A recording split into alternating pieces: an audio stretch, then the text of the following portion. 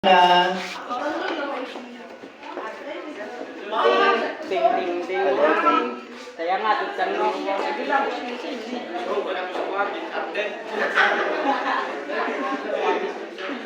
okay, ang unahin natin is the third runner-up. Third runner-up is candidate number. Sino yung inyong guess na third runner-up? Okay, third runner-up with an average of 58.25%. Our third runner-up is Mr.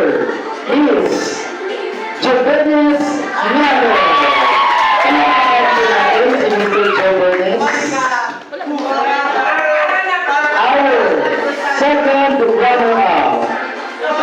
Our second runner-up with an average of 66.75% goes to Miss Rochic Campanilla.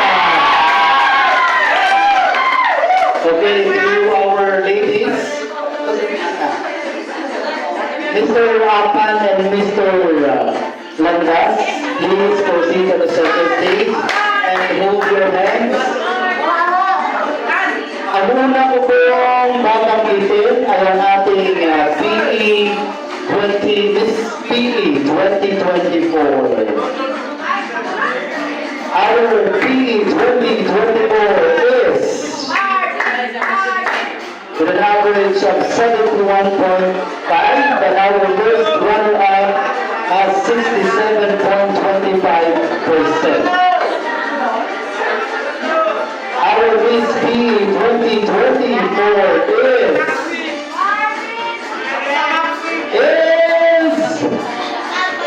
Miss Marvin Apan!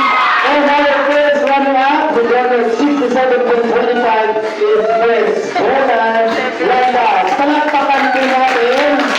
And wraps up our PE Festival for today. Maraming salamat sa lahat ng mga participants. Salamat din sa ating grade 12 students who participated in some activities and together with the grade 12 PBL who are present today. So maraming salamat. Hinayaan tayo na magandang panahon today. Hindi masyadong mainit